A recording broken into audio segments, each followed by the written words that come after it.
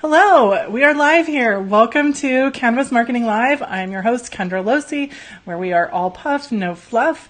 Our guest today is Courtney Freeman. Courtney is an amazing person, as well as product marketer, event marketer, and has a really varied background. So I wanted to bring her in to talk about event marketing and her experience there. Welcome, Courtney. Thank you. It's a pleasure to be here. And thank you for that kind introduction.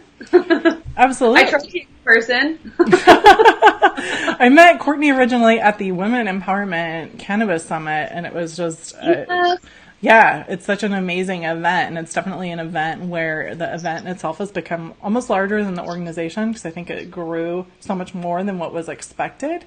And I know that Courtney was a big part of that, as well as the rest of the team, and Simone, of course, absolutely Simone. But yeah, thank you, Simone, for bringing us together. Absolutely, for that faith. Absolutely. So Courtney's background is she is the CEO of White Buffalo. It's a 40-year-old rolling paper company, and with a new massage primer and more products on the way. White Buffalo is expanding marketing share in cannabis, hemp, and accessory markets with e-commerce site whitebuffalospirit.org. We've got a lot going on there, Courtney. Tell us a little bit about it. Yes. So let's see, a little bit of background. I have approximately 15 years of marketing experience. And I started out, I did a little bit of work before university, but after university, I worked on Wall Street. And my role was institutional sales, but in working with brokers, I positioned them in the market. So I helped them to do do email blasts, for example, the coding behind for deliverability and HTML, and then also to put together their websites and the marketing behind that. And this was back in 2002. So that was kind of a newer technology. And for brokers who are not in the technology space, that was something I think, that they needed support on. So my position there was, a little bit more beyond just institutional sales, but it was a very nice kind of foothold for me in what was my future trajectory, which is a lot of marketing, a lot of product marketing, and product technology, product management, product development.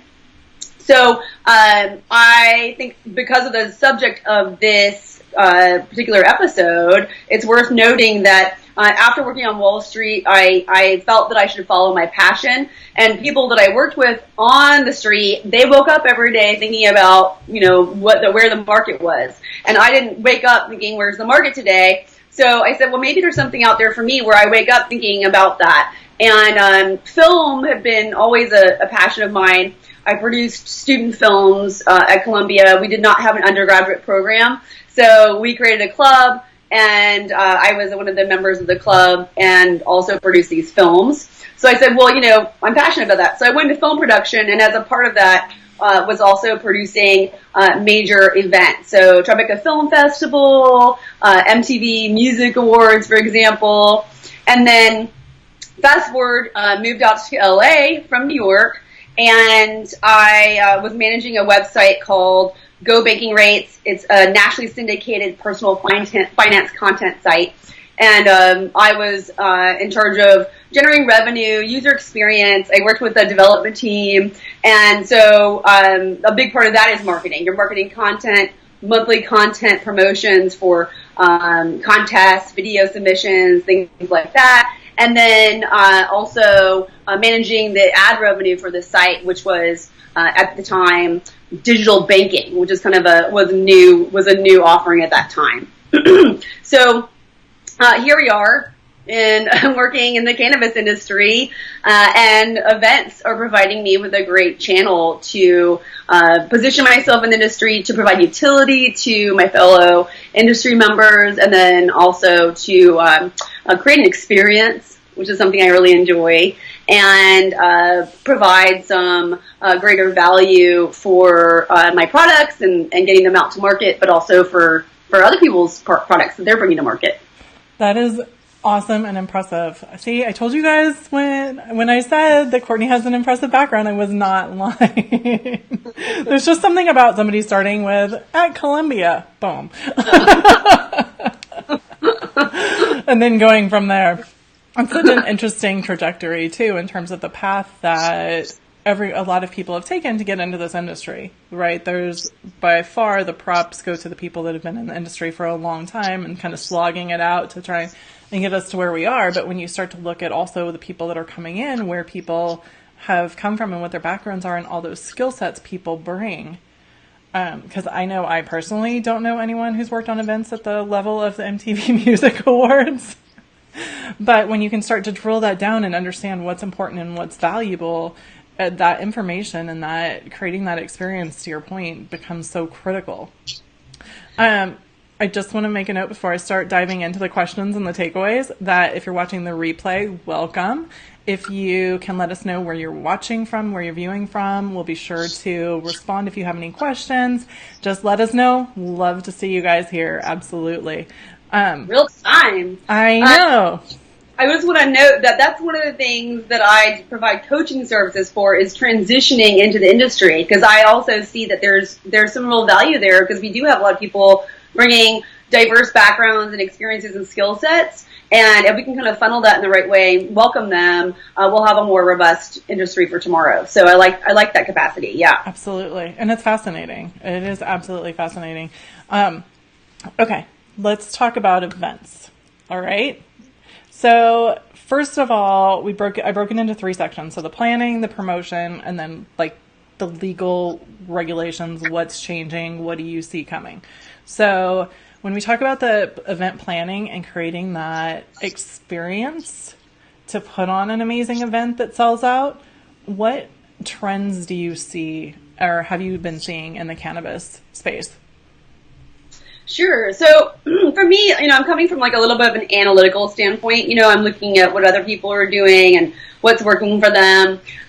Also, what's in alignment with what I want to bring to the experience. So for me, I'm really focused on community building, education, incorporating mindful consumption. And so that's kind of my vibe. But oftentimes, I'll look around and see that maybe someone has on their event invitation a video of women smoking blunts. And that's the whole video. So then I think to myself, well, what's going to be the audience draw there? Because that's not the way I would position myself. I totally respect it. It's just not how I position myself. So then I want to know, well, are they drawing a lot of people with that, emphasis? Because it's bold, in a world where we, formerly couldn't even be public, and now to have a video online promoting an event where everyone's smoking, I think it's a very direct message. Like this is what's going to happen here.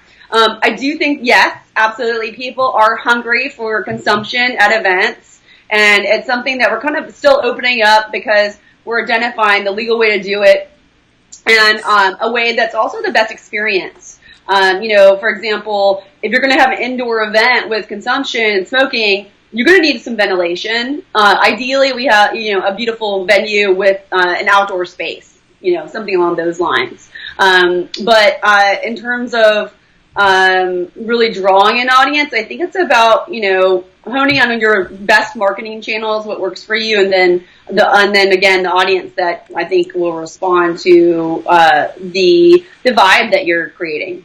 Absolutely. Okay, I want to break that down a little bit because I don't want to jump into promotions yet. So like when you're putting the event experience together, you mentioned a couple things there, right? So one was knowing your audience. So if you have a event and you're promoting it with a video with someone smoking a joint, it's going to be a different audience than, say, a health and wellness type of event, typically. Not always. Yeah, right. Yeah. So how to hone in on your audience and appeal to them, for sure. Exactly. And then, so it's, once again, and we've said this a bunch of times throughout these episodes, is knowing your audience and who you're trying to reach. But so once you know your audience, right, how do you make your event stand out? There's so many cannabis events going on. How do you make yours the one that people want to go to? Yes. Okay, so for me, I think there's a lot of power behind your intention. So why are you doing this? And for me, a big part of why I create events is through providing value to an audience. So, for example, I have an event coming up, and Max Michalonis is coming down from Sacramento. We're going to give an update on what's happening with the regulations, a breakdown of what happened with the last legislation, and then we have something else, another panel that's going to hone in on one component of that. So I've got an opportunity for all the industry players to learn about what's going on in Sacramento, right? So I'm bringing the government to town, and then before the event, to kind of draw attention to the value that I'm providing, I have my podcast where I can interview participants, and then marketing is really important. So email blasts are a big part of what I'm doing. I'm segmenting and really targeting specific individuals within the email list, my contact list, and then graphics. If you can incorporate GIFs and things like that. I think I just watched one of your other episodes in my marathon of Moda marketing, and Thank you. One of them was focused on Instagram, and Instagram has a new feature where you can swipe up, and with the swipe up, you can go to an event page and purchase a ticket. So I think that's a great integration where you have something new and flash and fresh, that people are going to kind of go on to. Other ways, cross promotion. So, for example, with Max, he's our star speaker. So I gave him 5 tickets to bring guests. And then, I have sponsors, which I think you might want to talk about later, but with the sponsors, I'll give them, in some instances, a discount code to share with their network, because it brings value, yes, to my event, because potentially there's ticket purchasers.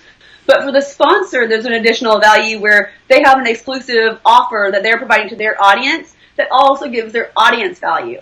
So their value, the value being the education, the knowledge that helps you to have a more successful business, for example. So I think that's very compelling. And then I also, for each of the events, I do a pre, during, and post marketing. So during the event, I might do some video content that I'm sharing online, for example. So I think, in the instance of like Moda marketing, for example, with your show, for those individuals who are watching, they might be interested in being on the show later, right? Because they've seen it before. So now in the future, it's kind of laying down the tracks for that greater engagement later. So I think that's a component of standing out. And then I try to kind of incorporate, if I'm doing, like I have an event I'm doing tomorrow, impromptu Burning Man without tickets event. At that event, I'll put out some flyers, and so that while I'm there, I can talk to people about the events that are upcoming, and that's a personal engagement. So that sometimes the one-on-one, it can be even more valuable, the personal invitation. So I try to throw those out. One of the things I think is worth noting is that it's very difficult to get the dispensaries to come out. Dispensary operators are quite busy, and they're working long hours, often on the weekends. So, and they hold the purse string, so people are coming to them. So sometimes I'll go to the dispensary and do a personal invitation and try to get them to come and engage with our audience, because they're an important part of the supply chain. If we can keep everybody interacting, there's a greater possibility of fostering those connections in the future. So that's a few more ways that you can kind of stand out and engage, which is important, right? To engage and provide value. Absolutely. And you just put so much information in that one section. That was awesome. So to recap, there were ideas and suggestions on how to promote and how to add value. And that was something that you said in there that I think was really important, because you want to add, if you're going to look at sponsors, you want to make sure that let me actually ask you, how do you pick your sponsors? How do you recommend someone looks at their sponsors?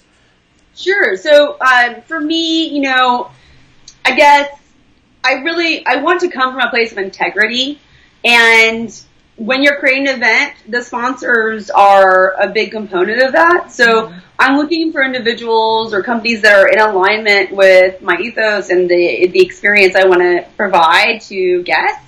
But also, is there value for the sponsor? So, if I know that we're doing a theme or a topic that very much ties in with a product or service offering, then it's okay, this would be a great individual or company to be a part of this event. And if they see the alignment, then we'll move forward. Sometimes I'll even create something very custom for them to I guess it's a little bit more fun or more meeting their KPIs. But typically it's about where, if it's a good fit. That's not to say that people don't reach out to me, as they do. And then I can see that there's a good value there. But ideally, if I'm prospecting, I'm looking for companies that I think are a good alignment. Sometimes it's also about future events. For example, I'd like to do an event where we focus on vaporizer technology, combustion levels, temperature gauges, what the technology is, ceramic. There's so much going on with vapor technology, and I haven't really seen an event surrounding that. So that's something I've been looking at. And so in preparing for that moment, I'm reaching out to vaporizer companies as an opportunity for them to sponsor different events so that I can later circle back with them and say, this is now the moment where we can really shine a light on your service in conjunction with this vertical. That's awesome. Okay, so once again, I want to break that down a little bit. So basically, your advice, so that's how you approach it. And I think that's really smart because you really want to partner with companies that are going to represent you as well. Because when they're there and you're the one hosting this event, it is a reflection on you. So you want to make sure that you have that alignment, like Courtney said. Just a side note, Tony's watching and just said hi. Our friend Tony Forge. Hi, Tony. But I think it's really, really important, and I want to make sure that, so it's alignment, but also, to your point, it's on the topic of what you're looking at that's appropriate for the event, but also the right target audience too. So I think that making sure that, like you said, those ethos and goals align too with what you're looking for. So along the idea of the event experience, right? So you have your sponsors, you found a location. What types of, we're going to skip around a little bit. What types of rules and regulations do you have to take into account when it comes to regulations and picking your event location? Are there any special licenses you need? Let's break that down a little bit. And I know for the record, people, we're talking about California only right now. Yeah. Yeah, unfortunately, I don't know. I'm not well versed in other states, and as of right now, in California, things are so up in the air that it's kind of consuming all of us more so than having time to say, okay, what if I want to do something in Nevada? I have event partners that I work with in other states. They're versed in what those laws are, so I don't have to worry about that. But I do stay abreast of what's happening in California because A, it's important for all of us to be aware, but B, because I want to help shape policy, and I can't do that if I don't know what's going on. So I try to keep my ear to the ground. One of the things that's facing us right now is we have regulations in place as of this year. So there's a new event permit and license possibility. And with that, becomes, there's more responsibility. The ultimate goal is to be able, if you do go for this event license, the ultimate goal is to be able to conduct events with consumption and sales legally. So for the cannabis, the cannabis industry, you're looking at products, it's consumer packaging goods typically, and interaction with a human user. So you want to have a taste, a smell, you want to have all these different experiences, and that's something that will further sales. So we're all kind of working around that right now with a lot of events and not being able to necessarily conduct sales in conjunction with the experience. So ultimately, the event permit and license would allow for on-site consumption and sales.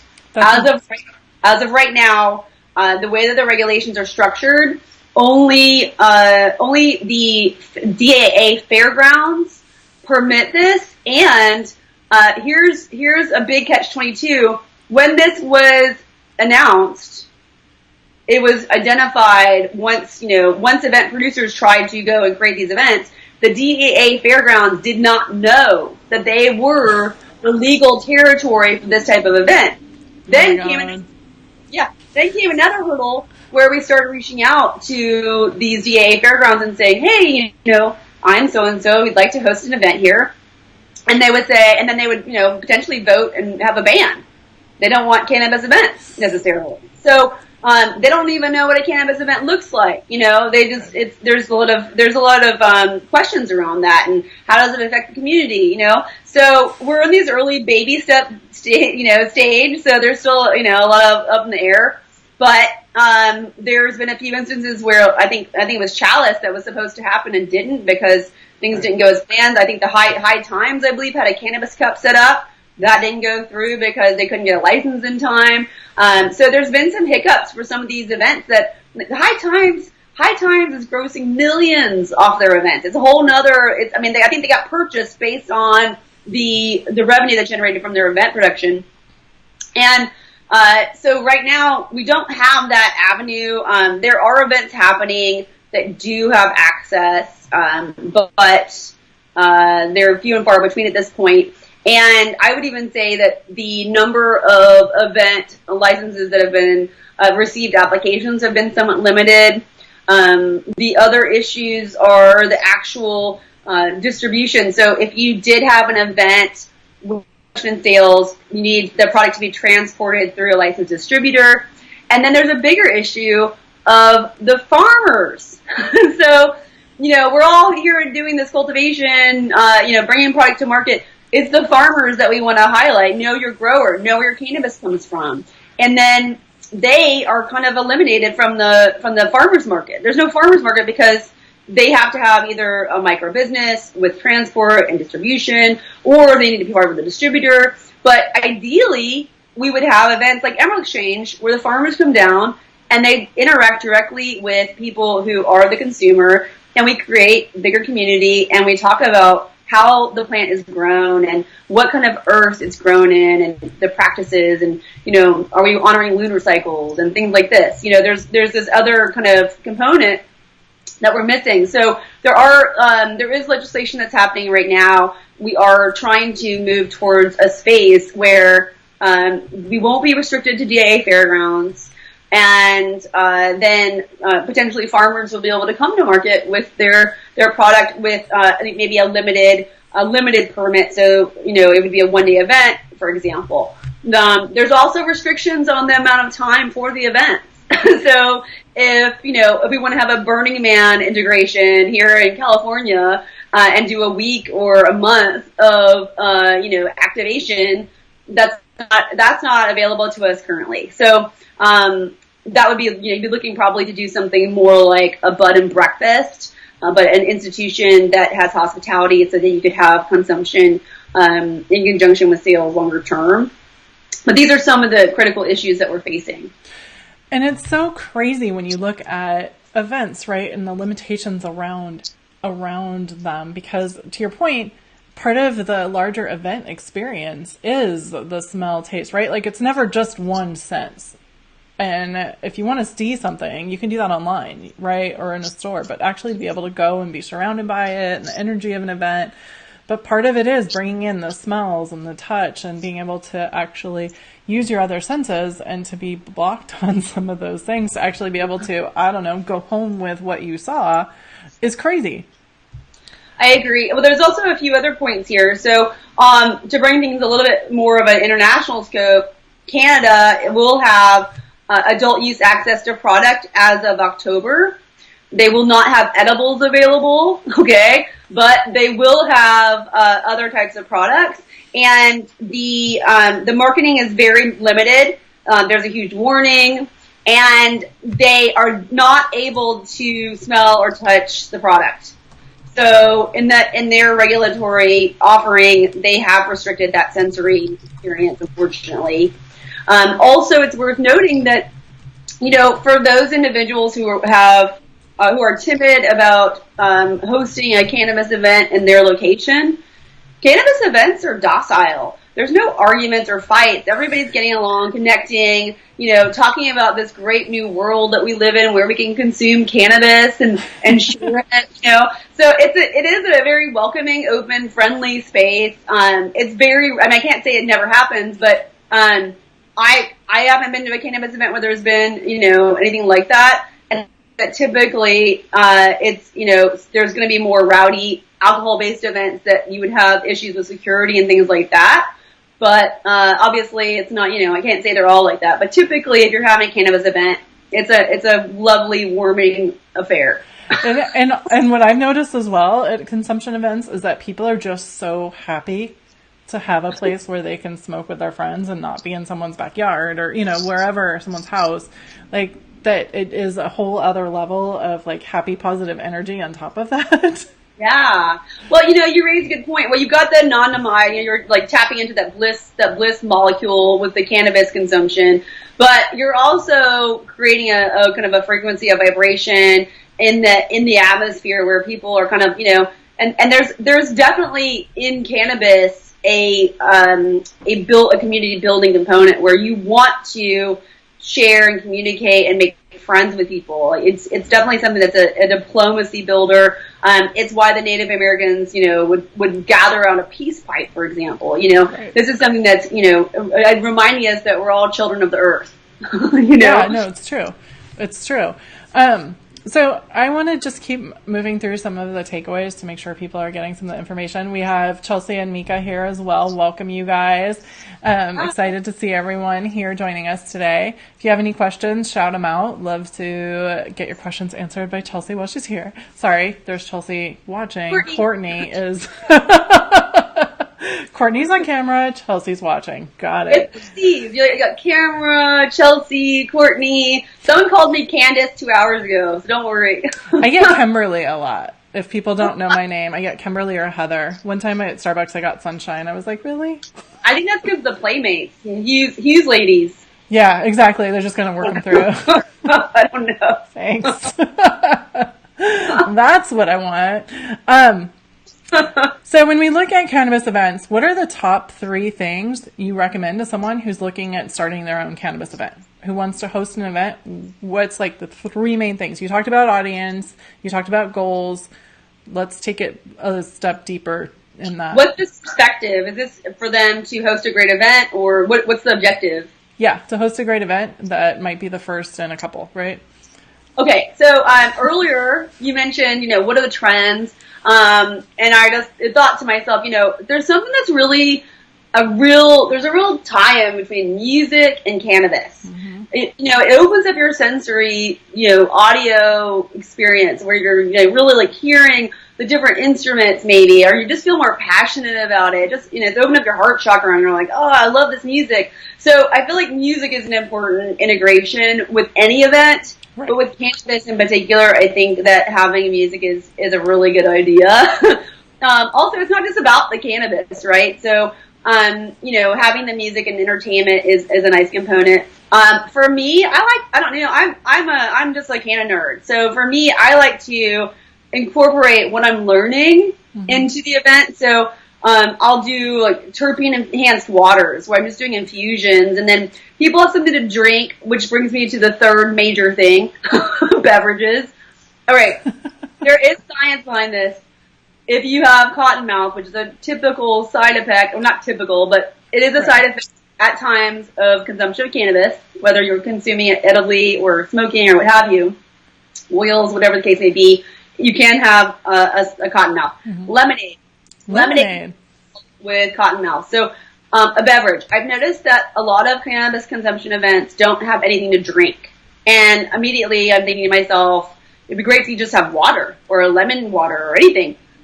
I think, beverages are a great idea. A lot of people are kind of getting a little bit, elevated, and mocktails. So maybe you have some like Blessed Booch kombucha is delicious. I brought that into our last US event. We had a networking mixer, and we put CBD drops in it, so it becomes a mocktail. It's healthy. You've got enzymes. There's all these different things happening that are a complement to the experience.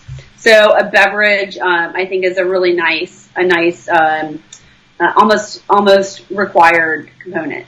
Absolutely. That is awesome. And totally, the basic stuff, right? It goes back to your senses and just taking care of yourself and creating that right experience that you want people to have. Mika actually has a great question for us. She's asking if there's any tips for cannabis book meetups and specifically venues. What's a cannabis book meetup? I'm assuming it's a cannabis book club. It sounds like a book club with cannabis. That's what I'm picturing as well. Mika, if you can correct us in the meantime, answer that question. And then if it's not right, we'll redirect it. Well, so I guess, maybe she's picking up on my canon nerd comment. I think that is, an interesting conversation. I mean, I guess it depends on your audience too. Not everybody can consume cannabis and have an intellectual conversation about what's happening in the book and their memories of reading about it last week. But if you were, it would be good to do like a fantasy book, I think, because, cannabis opens up your right brain thinking. There's a lot of creativity that comes into the works. So if you were going to be doing a book club, I would advise that you do it somewhere where you have a very cozy atmosphere and you can potentially get creative and kind of branch out. So maybe you create your own stories together as a function of the book club. That would be cool. You have a book club book. Do you have any recommendations for like types of venues? Let's assume she's in California, for types of venues to hold something like that. And obviously like it varies with the size, number of people, but I'm just going to assume it's like 15 people, maybe more. Talking about a book, you probably can't get more than that unless you break people into groups. Any suggestions there? I would, if it were me, I would do it. If it were a book club, I would just go to different people's homes. That would be my goal. But, if we're going to talk about regulations here in Santa Monica, where if you have a rental property, you're not allowed to consume cigarettes. And that means you can't smoke joints either on the property. Some people have their leases are built out that say no edibles, no cannabis at all. So, that's something to be aware of. If you are a cannabis consumer, don't rent from people who don't support your life choices and our movement for healthy lifestyles. So I would say like a home would be really cool, just switching around, going to different people's homes, and then everybody at each of the homes can offer up a different product to share. So that at each book iteration, you're experiencing something new, and then you can talk about it and have discussion. That's what I would do. But on the topic of venues, that's a difficult challenge sometimes. Well, she just added more to it as well because she's actually starting a cannabis book club community, which I think sounds awesome because I'm a total book nerd. Yes. As like behind me. But she's also in Texas, which is an illegal state. So I would say private homes. Yeah, so the private homes would be good. And then, try to bring in a refreshment. And I would even say like, the Cannabis Pharmacy is a fantastic book about cannabis medicine. I'd recommend that to you. Absolutely. And that one's a good one. Breaking the Glass Ceiling's good. Yeah. I think that when you start looking at that, like I've had a group of friends that, it's not a community. We do it just ourselves, but we started out playing Bunko, which I think we played for like the first year maybe and then stopped, but there's 12 of us. We rotate houses. So each month someone hosts, you bring a bottle of wine and then the host gets left with whatever bottle is left if there's not all consumed. Like you could totally play with those types of things. And this has been going on with my friends for over 5 years, 6 years. Yeah, exactly. There's easy things to really build those bonds and create what you're looking for, I think, by kind of flipping it and looking at it a little bit differently, especially in an illegal state. All right, hold on. The Cannabis Manifesto by Steve D'Angelo, also Dr. Bonnie Goldstein's book. Yes, we'll just make a list. We'll make a list of book resources. I'll start. Invite us to your book club. Exactly. Is it virtual? Is it online? Can we do that as well? Well, that's an idea. It could be an online like group chat Google Hangout. Perfect. That could be your venue. All right, Mika, we've got your business plan.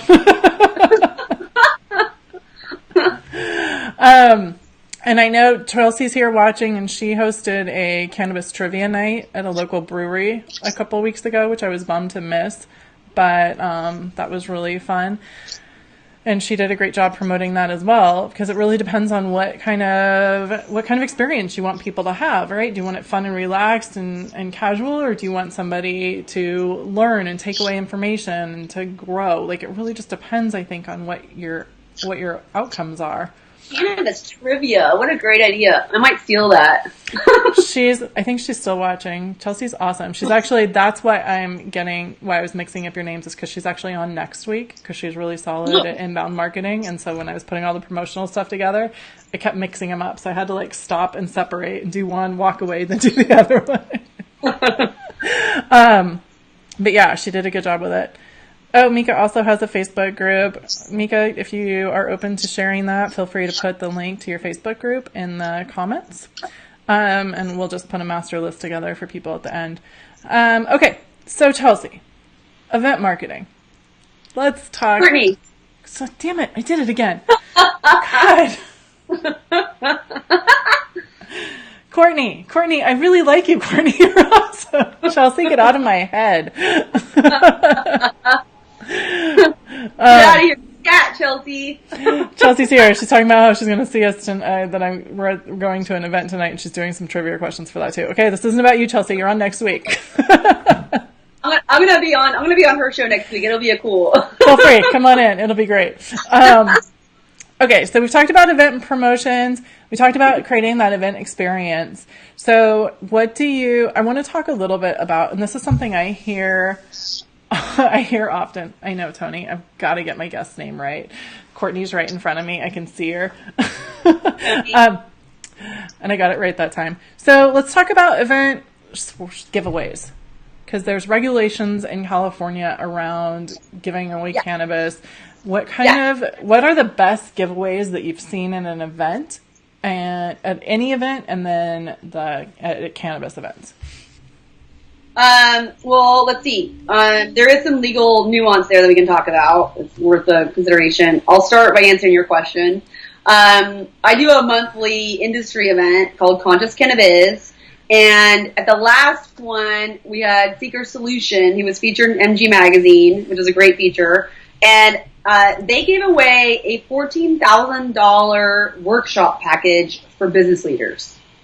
So that really blew my mind. Okay. That was substantial. I mean, the value, and then there was a breakout call that leads into that. It was an 8-week course, and they have focused on operations, HR, all sorts of stuff. So in the course, you're getting a few different topics. So that to me was pretty profound.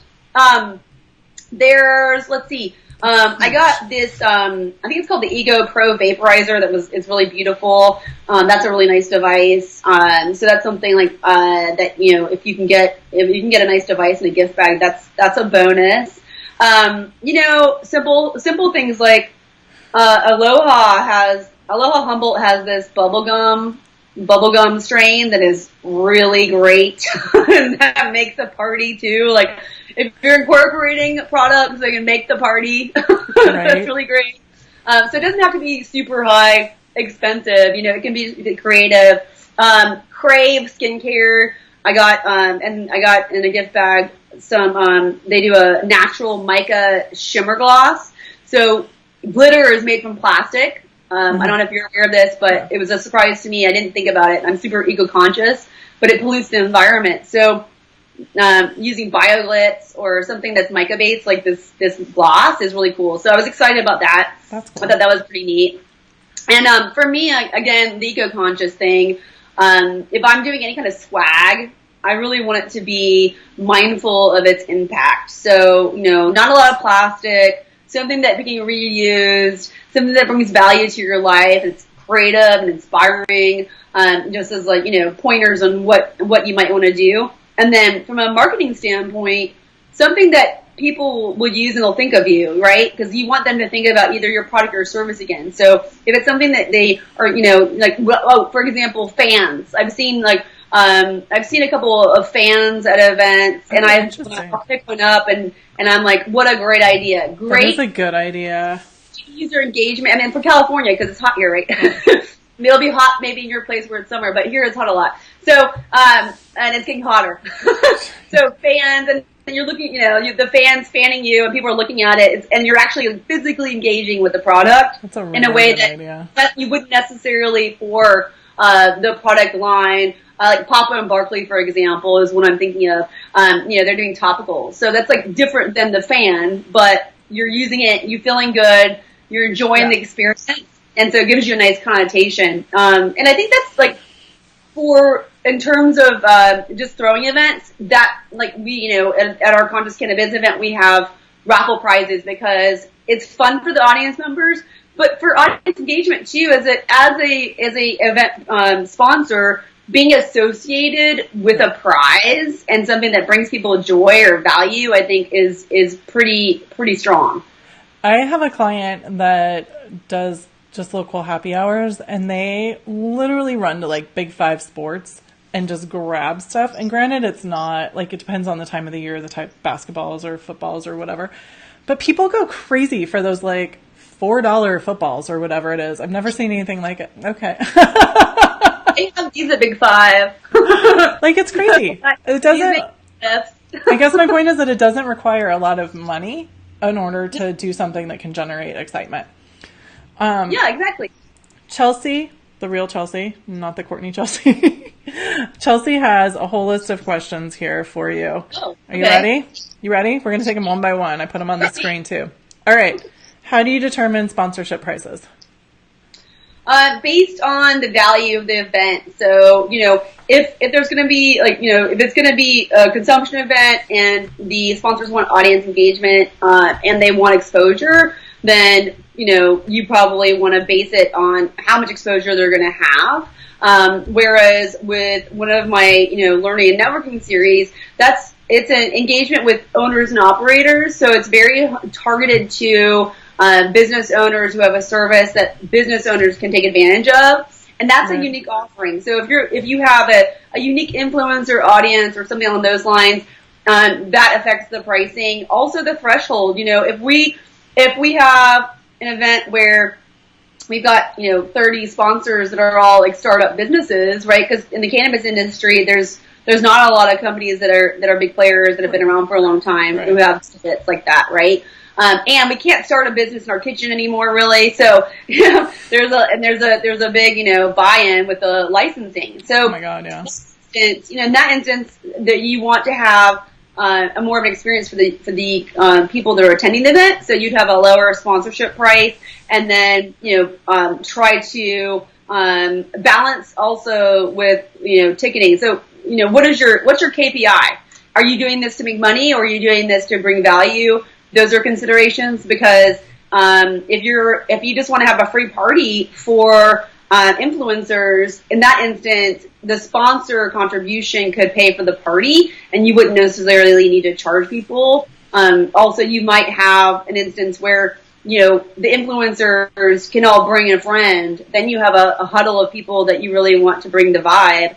And then maybe there's a lower ticket price for additional invites along that line. So if you're structuring it, you would structure it based on your intention, KPIs, and then your business objectives.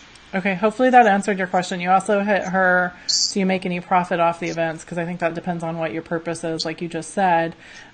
She has another question here about, do you find free events perform better than selling tickets? From an event marketing standpoint, having some value tied to your tickets is going to give you a greater possibility that people will actually show up. Yep. So even if you wanted to provide a free event, sometimes just charging $5 just means that you'll have more people at the event. Right. Something to consider. If it's a last minute event, for example, maybe you want people to be there, and so there's no advantage to charging them an advance ticket because there's only a few days before the event, and you're not really locking them in. And that's another consideration, that if you are having an event, you want to know how many people are coming. So doing an advance ticket price that's lower gives them an incentive to sign up sooner, so that you know how many people are coming. Yeah, and it's actually interesting because the events I've done in San Diego, people are notorious for showing up at the last minute and not buying their tickets till like the day of or the day before. So even with advanced ticket pricing, people here tend to just not plan ahead, I guess. That's typical LA to last minute. We're all just trying to accomplish so much here, right. and it's hard to fit it all in. Oftentimes we overcommit. So I think, you raised a good point. What's your market? What's typical to the market? And there's times also with the free event, I know for me, and like I will literally look at the traffic and be like, even if it was a $35 event, do I want to sit in traffic for an hour? Or like, where am I at? Like, who am I going to see there? Who's going to be there? So there is some element of charging a little bit just to make sure people show, and then you can get a little more out of them too. By, you can do prizes and stuff like that to make the experience a little more rounded and exciting. She has one more question, then Tony has a question as well. So Chelsea's last question for Courtney is, what's your process for organizing an event? Let's see. So I guess it depends on the event, but typically I'm doing a lot of events. So I don't have a lot of lead time. They're usually smaller, more intimate events. I'm not doing huge conferences typically. The C-West event, the summit in January is a larger event, but usually they're smaller events, so it's not a lot of lead time. And typically I'm framing around, a guest speaker, for example. So for my next Conscious Cannabis event, that's on the 18th, I started about a month ago. I locked in Max because he was coming down from Sacramento, so I had to know when he would be available to put the event around him. And then once I locked him in, I then looked at other speakers, and then I looked at the topic. And so as of just this last few days, I've identified another panel that I can break out for Native American cannabis and to look at that, because this is also under the umbrella of legislative updates, bills that are coming through or didn't pass, preparing for the future. So now I'm going to be doing we have a first panel and a second panel, so now I'm going to do a whole other layer of marketing around this. Right. So that's a part of it. And I have a set venue. So for this particular event, it's a monthly series at the same location, Solidarity, here in Santa Monica. So that's one element. Like, the venue is really tough for most events. Sometimes you almost build the event around the venue, specific to cannabis, not necessarily other types of events. But also, the event venue, you want to match the experience. So maybe it has some components, like I talked about earlier, air ventilation, rooftop that's open, so things like that. And then also, what needs to happen at the event. So if it is experiential, candles, things like that. Is there a motif? What is the beverage? If it's a cuisine event, like I'm going to be at Moonlit Movable Feast this month as well, and that's a whole nother type of experience. It incorporates cuisine, but there's also people who come in and educate and talk about what's happening with this over here, and maybe they're blowing glass, and there's a whole other experiential component. So that might take a little bit more planning, preparing the space, timing, things like that, and then just logistics. So with marketing, with any kind of marketing today, the technology, it's which software are you using, getting the software set up, that's a whole nother world, right? And then how do you tie that into your logistics? So, for example, if, you don't want to bottleneck at the door when people are registering. So, are you scanning tickets, or do you have a list? Do you pre-print their name tags for like a conference where they can just come in and pick it up and go? So these are all kind of things that have to go into planning. Absolutely. And there's so many logistics that go into event planning that I personally have so much admiration for people who do it. It is. It really is, but it's fun. I mean, it's one of the things where there's so many moving pieces.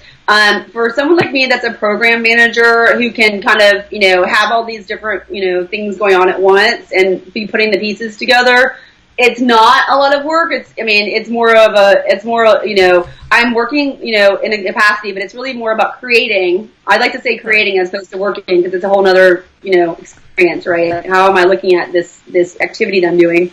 I'm creating. I'm interacting with people that I want to interact with, and we're gonna have this beautiful end result that I can look at and be like, oh yes, it's all worth it. That's what I was just going to say. The one thing that I love about events is that you can actually see it, right? Like it happens. And you have clear understanding of people attending or the success level and the KPIs and how well you did according to what your projections are and your goals.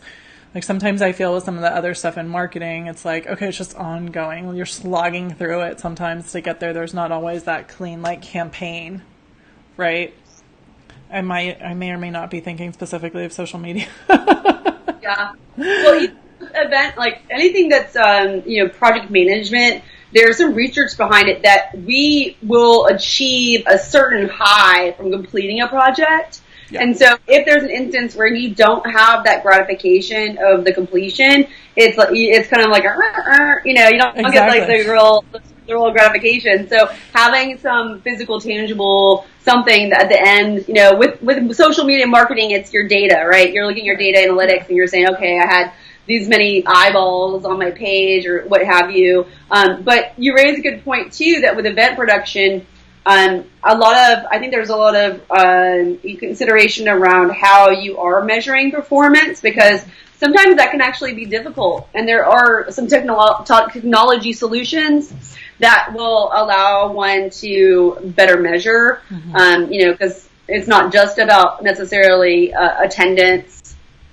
Right. No, and it's true, because I've seen some of the events that drive the best results might only have 10 people at them, right? You're expecting 25 or 50 and you have 10 or 15, but the people who are there are the ones that end up being almost more valuable than the sheer numbers. And I feel that way about social media. I feel that way about a lot of things, right? Like it's quality over quantity a lot of times. And I think that's really important, especially to understand how you're measuring the success of your event. I want to jump to Tony's question. So Tony, and you touched on this a little bit, so I think she's asking for a little more to expand. So who are the best people to approach for sponsorships? So not just, you mentioned the businesses, so let's talk about that a little bit more, but also who at the businesses, like is there someone specific? Oh yeah. So, this is a sales question. Exactly. Yeah, so with sales, one of the things that you want to keep in mind is to engage with a decision maker. So if you are reaching out to a company and you're talking to customer support, they're not your decision makers. The best thing to do in that situation is to say, I am producing an event. I'd love to include your company. Is there a decision maker that I can speak with, or someone who makes decisions about event marketing? And then potentially you're getting in touch with someone that can actually make that decision. And then you're definitely looking for companies that, we talked about that are in alignment with what you're doing and bring a good vibe, right? But then also, one of the questions might be, do they have a budget? If it's a really small company that doesn't have a budget, then I would say to you, don't write them off. Consider how you can fold them into the experience and build a community and build a future for the industry. So is there a possibility that they can contribute in other ways? And that way, when they do have a budget, it's something that we're all working together. Maybe they can put you into another event. Sometimes we'll do event exhibitor swaps. So I'll go exhibit an event, they'll exhibit my event, and that way we're cross-promoting each other, both getting value, and then there can be potential synergies in the future where maybe they'll bring in another sponsor, for example, or refer someone. So keep that in your scope of your mind. If you're only doing one event, you're not thinking about the long term. But for me, my objectives are much larger. So I'm thinking about, the macrocosm and how this all fits together. So that's a consideration for me. I think to your point also, and you touched on this before a little bit, and there too, it ties that question and Chelsea's question together, is that when you're looking at sponsors and who you want to sponsor, who you're reaching out to, and how you price them, I've seen a lot of organizations, and I've been involved in a lot of events that do not just a set price, but also trade towards a raffle or trade towards something else. So I think that have you had good experience with those types of options? And I know there's limitations in cannabis that also create issues around that too. Yeah, well, I think, I've said it before, but I'll say it again. What is your intention? I think if you come from a place of, we want to create a great event and we want everyone to have value, then it's best to be a little bit fluid with your approach and identify what everybody can bring to the table. So, for for example, the raffle prize can be actually a value add. So, you might even like have a higher tier where the sponsor, will have access to contribute to the raffle prize. That's a chip, right? That's something that is an incentive. You could have gift bags, and then, the sponsors contribute to the gift bag. That can be a sponsorship on its own, or it can be an add-on. And then you can also do a premium VIP gift bag. And that can be because, one, the company doesn't have a multitude. They don't have hundreds of products to put in there. They have 50. So you do a VIP gift bag so that they can, contribute to the bag, and then they meet their needs. Maybe maybe we're doing a laser heated bong, and it's like $1,000 device. They're not going to do 2,000 of those for gift bags. But maybe they'll do a few that you can give just to your speakers, and that way they're getting, the speakers get value, they feel honored for being there, and they've got a nice walk-away gift. That is great advice. So if you are interested in learning and that's really important. So if you're putting on an event and trying to figure out how to best price sponsors and look at different things for giveaways or creating that overall event experience, it's really critical to take a look at what Courtney was just talking about in terms of being able to create those layers and really look at how you can provide value and show appreciation to your guests and do those types of things. Okay, that is all the questions we have right now. Are you ready for the speed round? Okay. Okay, there's 3 questions in the speed round. And I don't know if you can tell us the first one, but you might be able to, because depending on if it's your product or not. But what's your favorite cannabis product right now? What's my favorite cannabis product? Or do you have one or two that you're like go-to? Well, let's see. Let's do a few categories. So the Ego Pro, they're doing a rebrand. I don't know what the new branding is. They had some sort of like international trademark issue. But that device is great. It shakes, so it's working, but also at the end of the cartridge, it's empty. There's nothing left. Usually you have a residue in the cartridge. Yeah. Nothing left. And you draw on it, and it's so easy to draw the vapor. You don't have to like work on it, Yeah. I'm very eco-conscious, so I typically will refill cartridges. And in that instance, oftentimes I need to preheat the device so that you get to the right temperature, and then you can straw, because otherwise the extract is more of a solid viscosity. So that's something I really like. Yes, I will throw in my product because it took me 3 years, and I worked with a formulator, and I developed it with an intention that working on a computer, I get a lot of like tension in my neck. That's something I'm really prone to. And also I love massages. So I came up with a lotion. You can put it on. I worked with a global cannabis medicinal manufacturer, so I'm aware of some of the medicinal aspects that these with a topical you need to penetrate the dermal layer. You need time for the ingredients to take effect. And so I devised a whole product around this. It's a massage primer. You put it on before your massage. You wait 20 minutes. It's a lotion, not an oil, so that it doesn't ruin your clothes. You can drive to your massage, and then when you get there, you can ask them to use it during the massage. It has CBD in it, full spectrum hemp CBD. Mm-hmm. If you're not comfortable asking your masseuse to use a CBD product, don't. You used it beforehand, and now you can go on your massage. The ingredients have loosened up your muscles, relieved tension. You're going to get a better massage as a result. So for me, I will plug myself only because I saw a need and I filled it, and I love that experience. And I also as I age, my right knee in specific, it can sometimes be a little bit like tender, especially if I'm standing at an event for a long time. So I can put my topical on, and it reduces pain and inflammation. So I like that. Let's see if there's another. There's got to be something else that's like really interesting that I want to share with you. That is a cannabis product.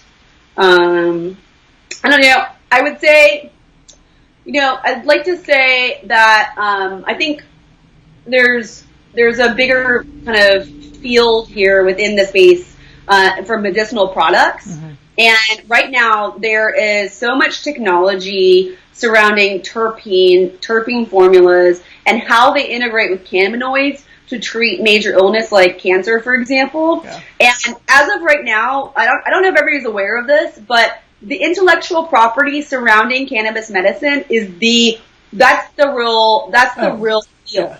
There are companies from around the world currently conducting research looking for these solutions, because the bottom line is, I'm going to say it on camera, cancer is something that can be treated with cannabis. Cell apoptosis, you can kill cancer cells, and you can treat the symptoms. So there are companies right now who want to be first to market, and they want to hold that intellectual property. And so we're not hearing about it. You're not going to hear about it in the news because they're waiting to bring those products to market when it makes sense for them. And they've done the research, they've put in the time, they found the solutions. Of course, they want to benefit from their work. They want to help people, etc. But there's this is a critical time where they have to kind of protect that intellectual property. So in that instance, I would say there's not a specific item, but what brings me to cannabis, what inspires me to be in this industry is healing. So if we can find ways to bring healing and make people's experience more comfortable, and also educate people about the healing components of cannabis, that's going to be my favorite product. Oh my God. I first got my medical card a long time ago because I almost drowned. My lungs are terrible, and I hate taking a steroid inhaler every day. Like, I can't stand it. So I know they've been doing a lot of research in Israel, so I've been trying to it's hard to monitor research from across the world, but exactly. That's what I'm saying. And even if you don't necessarily have access to it because they're holding it. Nanotechnology is an interesting component because being able to homogenize oil with water and then use a nebulizer, that's something you might want to look at. And just offline, I received a press release today about a company that has made some innovations in nanotechnology. It might be helpful to you. I don't know. So remind me to send it to you. It's definitely, I'll take it, because that's why I don't like smoking, because I am so protective of my lungs because I can't get new ones. It's harder. It's more. It should be. It's worth noting that the research I've done shows that cannabis is anti-carcinogenic. So even though you do have, and that's something you want to be aware of, there are tars and other things, materials, but it is anti-carcinogenic. So the chances of getting lung cancer are pretty slim, but yes. There are other means of application. So if you have sensitive lungs, why would you consume plant matter if you could just take an oil, which is great for your brain? Exactly. And there's lots of different options for it that I use, but it's just, I'm very careful about smoke in general. Anyway, enough about me. So are you indica, sativa, or hybrid? All of the above. All of the above. I like it all. Always. Let me change the screen here to get your contact information here at the bottom. Okay. I've got it below, but tell people where they can find you if they want to connect, or if they want to learn more, if they want to learn about your products, if they want to learn about your events, because you've got some amazing events going on. September 18th, I heard, was the first date. Now tell us how to find you. Okay. So I've got a few different channels. For my e-commerce space, I have whitebuffalospirit.org. because I make a donation to nonprofits through a portion of my revenue. Awesome. And then White Buffalo Cannabis is the cannabis-specific channel. This is also the channel where I promote the events that I'm creating or producing or partnering on. And that's a really easy domain. So it's whitebuffalocannabis.com/events. That's easy. Most of the promotions I do are going to go through Instagram, which is white, WHITE, _BUFLO, because there's a lot of white buffaloes out there, and because I want to make it really succinct for character count. Right. Then White Buffalo Spirit, which is easy to spell out, one word, no breaks. It's my other e-commerce Instagram channel. And then I have Twitter, I have Mass Roots, I have LinkedIn. In fact, you can just search my name online. I'm CourtneyOro.com, which is where I do my consulting services out of. So I'm pretty easy to find if you even just can remember my name. Or put maybe I think Google even knows me as Courtney Cannabis. That's good. Good job. Good job getting that with Google. So below I have your Instagram, your Facebook, and your White Buffalo Cannabis link. And I think I know I saw that your White Buffalo Spirit site links off of that one. So if you guys go to one of the links below or her website below, you'll be able to look at the whitebuffalospirit.org site as well. And they all have contact forms that I'm responsive to. So I'd love to connect. Please reach out. Perfect. And I am very excited that you've been here today. There's been so much great information on event marketing and how to create and produce those events to make people want to come back and actually have fun and help you reach your goals as an event, as a business owner or a business marketing person who's trying to put on these events. So thank you so much for joining us, Courtney. It's been great having you. Sorry I screwed up your name a couple times. That is terrible of me. I feel bad. Kendra, it has been my honor. Thank you so much for thinking of me and incorporating me into your wonderful show. And I will not mess up your name. Thanks. You can do whatever you like. I will still respond because it's you. All right. Thank you. Thank you guys for watching. I really appreciate it. And we are out. Enjoy the rest of your week. All right. Bye. Bye. And broadcast.